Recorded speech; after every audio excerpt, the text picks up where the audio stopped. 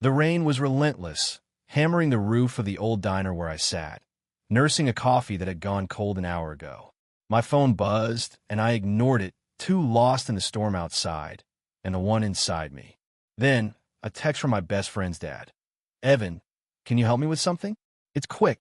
I was 22, fresh out of college, and stuck in a small Massachusetts town where dreams went to die. The text from Mr. Harper, Tom, as he insisted I call him, wasn't unusual. He was the kind of guy who'd ask you to fix a leaky faucet or move a couch, always with a warm smile and a pat on the back.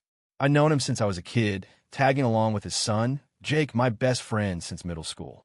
But something about this message felt different, like a crack in the universe I didn't yet understand. I pulled my jacket tight and stepped into the downpour, the neon glow of the diner fading behind me.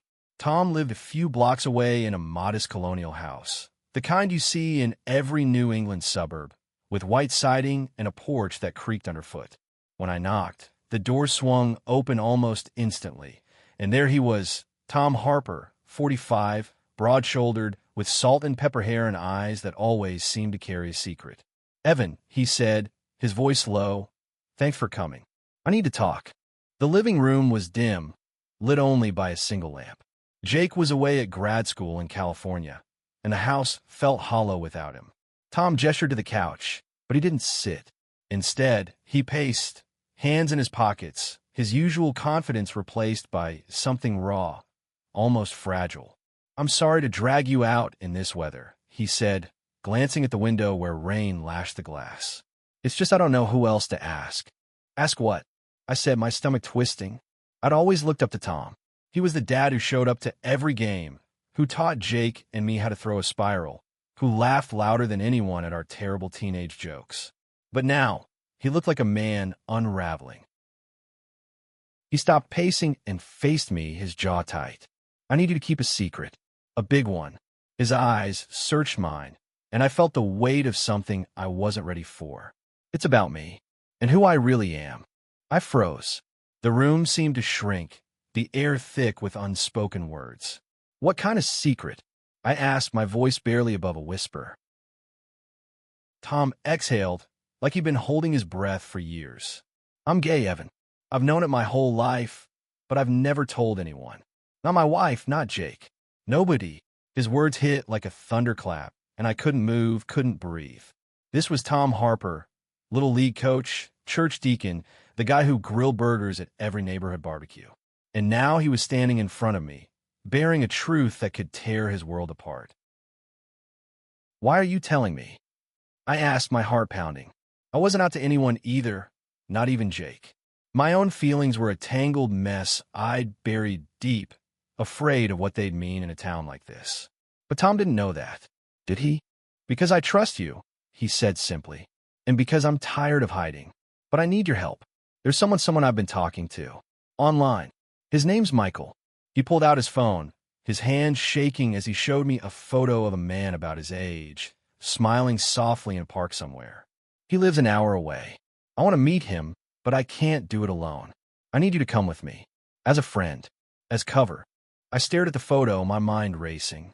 Tom was asking me to be his wingman, to help him step into a life he'd kept locked away for decades. It was a simple favor, he said, but it felt like stepping off a cliff. "Why me?" I pressed, my voice sharper than I meant. He hesitated, then met my eyes. "Because I see you, Evan. I see the way you look at the world, the way you hold back. I think you understand more than you let on." My throat tightened.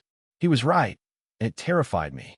I'd spent years dodging questions about girlfriends, brushing off Jake's teasing, convincing myself I could outrun my own truth.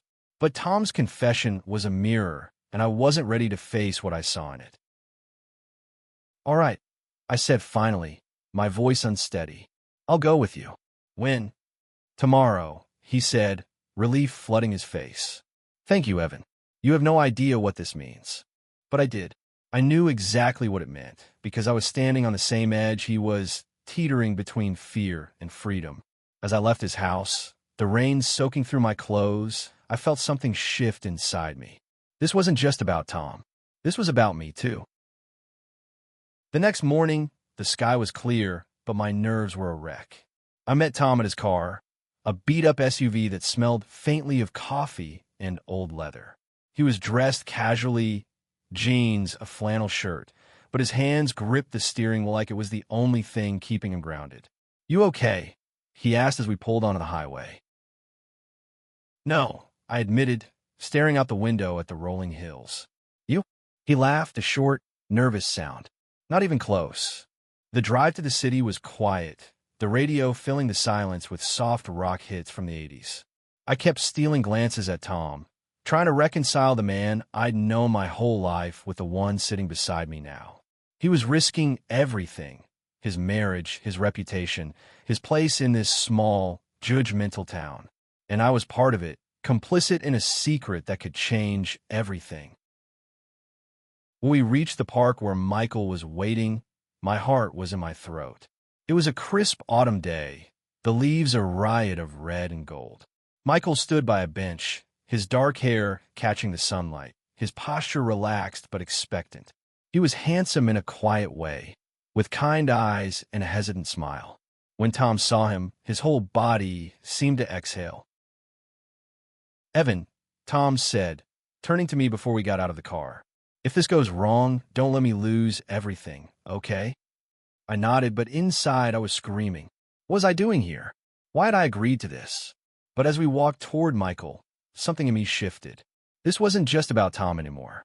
It was about courage, about truth, about the kind of love that could break you or set you free.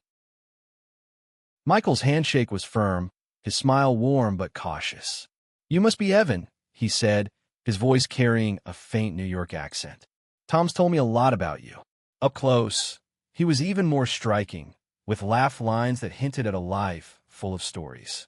I mumbled something polite, but my eyes kept darting to Tom, who looked like he might bolt at any moment. The park was alive with families, joggers, and couples strolling hand in hand. It was the kind of place where you could blend in, but Tom stood out, his shoulders tense, his eyes scanning the crowd like he expected someone to recognize him. Michael, sensing it, suggested we walk. "There's a quiet spot by the lake," he said. "Less chance of running into anyone." As we followed him, I lagged behind, giving them space. Tom's confession from the night before echoed in my head. He'd spent his whole life hiding, married to a woman he cared for but didn't love, raising a son who had no idea who his father really was. And now, here he was, taking a step towards something real. I envied his courage, even if it was laced with fear.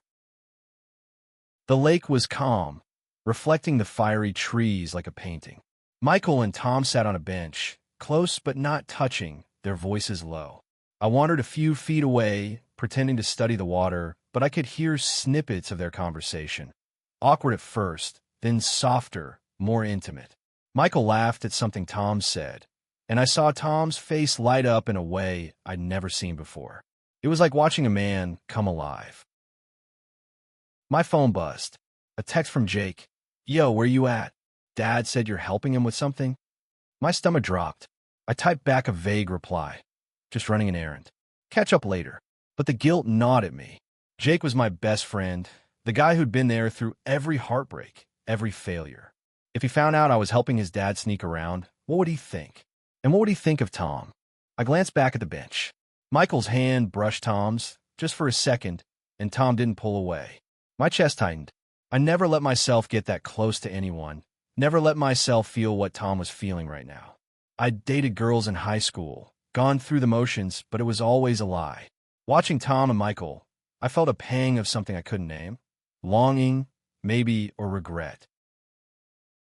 The meeting didn't last long. Michael had to leave for a work thing, and Tom looked both relieved and devastated as they said goodbye. "I'll call you," Michael said, his voice soft but certain.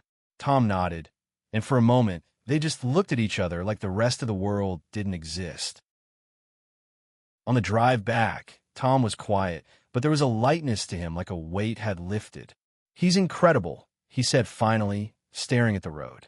"I didn't think I could feel like this. Not at my age." I didn't know what to say. Part of me wanted to ask a million questions. How did he know? When did he know? How did he survive all those years pretending? But another part of me was afraid of the answers, afraid they'd force me to confront my own truth. You ever think about it? Tom asked suddenly, glancing at me. Being honest about who you are? I froze, my hands gripping the edge of the seat. What do you mean? I said, but my voice cracked, giving me away. He didn't push. Just if you ever need to talk, I'm here. I know what it's like to carry something heavy. The rest of the drive was silent, but his words stayed with me, circling like vultures. When we got back to town, Tom dropped me off at my apartment, a cramped one-bedroom above a hardware store. Thanks, Evan, he said, his voice thick with emotion. I couldn't have done this without you. I nodded, but as I climbed the stairs, my mind was a mess. I'd agreed to help Tom as a favor, but now I was tangled up in something bigger. His secret, my secret, and the fragile thread connecting us. That night, I lay awake, staring at the ceiling, wondering what it would be like to be as brave as Tom. To say the words out loud, to let myself feel. The next week was a blur. Tom texted me updates about Michael, small things, like a funny story Michael told or a song he'd shared. Each message felt like a lifeline, pulling me closer to something I wasn't ready to face. But Jake was back in town for a weekend visit, and that changed everything. We met at the diner, the same one where I'd gotten Tom's text. Jake was his usual self, loud, charismatic, oblivious to the storm brewing around him.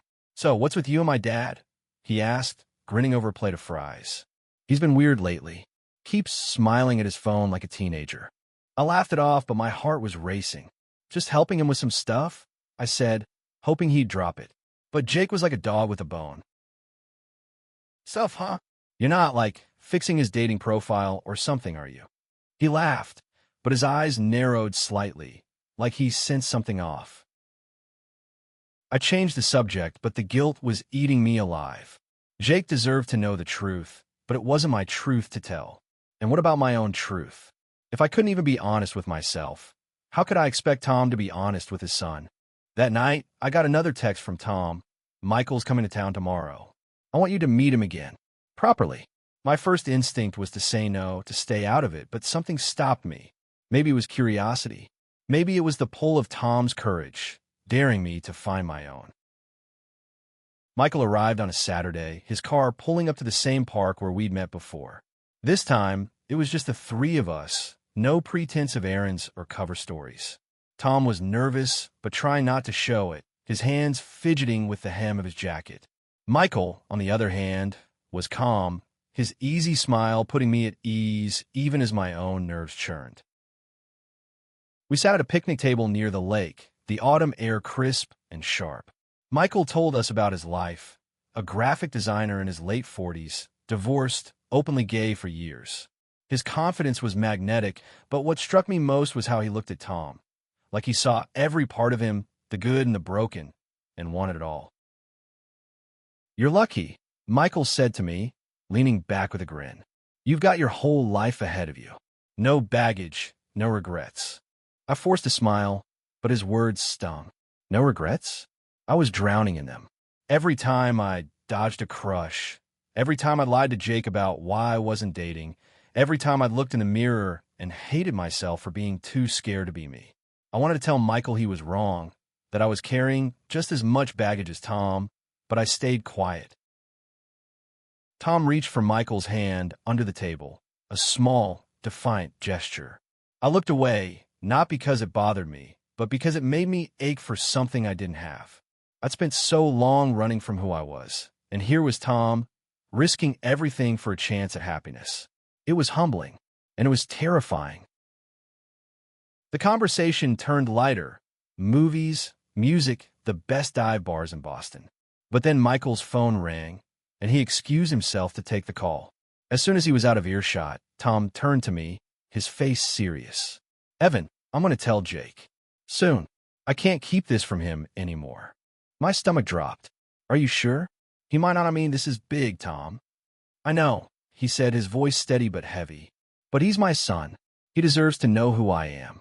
And I want him to hear it from me, not someone else. I nodded, but my mind was racing. If Tom told Jake, what would happen to their family? To Jake's mom, who'd always been kind to me, to the life Tom had built. And what about me? If Tom could be brave, what was my excuse? Michael came back, and the moment passed, but Tom's words stayed with me. That night, I went home and stared at my phone, my thumb hovering over Jake's contact. I wanted to tell him everything, not just about Tom, but about me. I typed out a message, deleted it, typed it again. In the end, I didn't send anything. I wasn't ready. The next day, Tom asked me to meet him at the diner. When I got there, he was alone, his face pale. Michael wants me to come out, he said, his voice barely above a whisper. Not just to Jake, but to everyone. He says I can't live half a life forever. I didn't know what to say. Part of me agreed with Michael. Tom deserved to be free. But another part of me saw the cost. This wasn't just about love. It was about a marriage, a family, a community that might turn its back on him. What do you want? I asked finally. He looked at me, his eyes raw. I want to be happy. For once in my life, I want to be me. I reached across the table and squeezed his hand, a gesture that surprised us both. Then do it, I said, my voice shaking. Whatever it takes, I'm here. He smiled, but it was tinged with fear. You're a good kid, Evan. You remind me of myself, before I let the world tell me who I had to be. His words hit harder than I expected. That night, I went for a walk, the cool air clearing my head. I ended up at the park, sitting on the same bench where Tom and Michael had shared their moment. I thought about my own life, the years I'd spent hiding, the fear that kept me locked inside myself. And for the first time, I let myself imagine what it would be like to stop running. The next morning, I called Tom. I'm in, I said. Whatever you need, I'm with you. I didn't tell him why, didn't tell him that his courage was starting to rub off on me. But I think he knew. Tom's decision to come out to Jake came faster than I expected. It was a Tuesday, gray and cold, the kind of day that felt like it was holding its breath. Jake was still in town, and Tom asked me to be there when he told him, not as a participant, but as a witness, someone to keep the world from falling apart. We met at Tom's house, the same living room where he'd first confessed to me. Jake was sprawled on the couch, scrolling through his phone, oblivious to the bomb about to drop.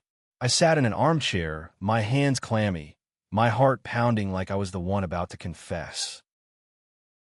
Jake, Tom started, his voice steady but tight. There's something I need to tell you. Jake looked up, his grin fading as he saw his dad's face. What's wrong? You okay? Tom took a deep breath, his hands clasped tightly in front of him. I'm gay, Jake. I've always been gay, and I've been hiding it my whole life. The room went silent, the kind of silence that swallows everything. Jake's face was unreadable, his eyes darting between Tom and me. What? He said finally, his voice sharp. You're what? Tom explained, his words careful but honest. He told Jake about Michael, about the years of pretending, about the weight of living a lie. I watched Jake's face shift from shock to anger to something softer, something broken. Why didn't you tell me sooner? He asked, his voice cracking. Did you think I wouldn't get it? I was scared, Tom admitted. I didn't want to lose you. Jake stood, pacing the room like his dad had that first night. Lose me? Dad, I'm your son. I love you. But this is a lot. He glanced at me, his eyes narrowing. And you knew? This whole time. I nodded, guilt twisting in my gut. He asked me to help. I didn't know how to tell you. Jake's jaw tightened, but he didn't say anything. He just looked at his dad, then back at me, and stormed out, the door slamming behind him. Tom sank onto the couch, his face in his hands. I knew it wouldn't be easy, he whispered, but I didn't think it'd feel like this. I stayed with him, not knowing what to say, but refusing to leave him alone. Eventually, he looked up, his eyes red. Thank you, Evan, for being here. I wanted to tell him then, to spill my own secret, but the words wouldn't come. Instead, I just nodded, my throat tight. He'll come around, I said, hoping it was true. The next few days were tense. Jake didn't answer my calls, and Tom was a wreck, torn between hope and despair. Michael came to town again, and I met them at the park, the same place that had become our unofficial sanctuary. Michael was a rock, holding Tom's hand, whispering words of encouragement. But I could see the strain in Tom's eyes, the fear that he'd lost his son for good. Then, out of nowhere, Jake showed up. I was walking home from the diner when I saw him leaning against my building, his hands in his pockets. "We need to talk," he said, his voice low. My heart sank. "Jake, I'm sorry. I didn't mean to keep anything from you." He shook his head. "It's not about that." "Well, not just that. I talked to Dad. He told me everything. About Michael, about how scared he was. And I get it, I think. But what I don't get is you." I froze. "What do you mean?" He stepped closer, his eyes searching mine. "You're different, Evan. You've been different for a while. And I think I know why." My breath caught. I wanted to deny it, to laugh it off, but the look in Jake's eyes stopped me. He wasn't angry. He was waiting. "I'm gay," I said, the words spilling out before I could stop them. "I've known for years, but I was too scared to tell anyone. Even you." Jake didn't say anything for a long moment. Then he hugged me, fierce and tight, like he was afraid I'd disappear. "You idiot," he said, his voice muffled. "You should have told me." I laughed, tears stinging my eyes. "Yeah, well, you're not exactly easy to talk to sometimes." He pulled back, grinning. "Fair, but we're good, okay? And Daddy's gonna be okay, too." That night, I felt lighter than I had in years. Coming out to Jake wasn't the end of the world. It was the beginning of something new. But there was still one person I needed to talk to, Tom. I found Tom at the park, sitting on the bench where he'd first met Michael. It was late, the sky a deep indigo, the air heavy with the promise of winter. He looked up as I approached, his face a mix of hope and exhaustion. "Evan," he said, managing a small smile. "Didn't expect to see you here." "I talked to Jake," I said, sitting beside him. "He's okay. Better than okay, I think. He just needs time." Tom nodded, relief softening his features. I was so scared I'd lose him. I still am. "You won't," I said, and I meant it. Jake was stubborn, but he loved his dad. They'd find their way back to each other. We sat in silence for a while, the night wrapping around us. Then I took a deep breath, my heart pounding. "Tom, there's something I need to tell you. I'm gay too. I told Jake today, and I wanted you to know." He looked at me, his eyes wide, then soft. "Evan," he said, his voice thick with emotion, "I'm so proud of you." I didn't expect those words, didn't expect the way they broke something open inside me. I'd spent so long hiding, so long afraid. And here was Tom, a man who'd carried the same fear for decades, telling me I was enough. I cried then, not loud or dramatic, but quiet, the kind of tears that come when you finally let go. Tom put a hand on my shoulder, steady and warm. "You're going to be okay," he said. "It's hard, but it's worth it." He was right. The weeks that followed weren't easy.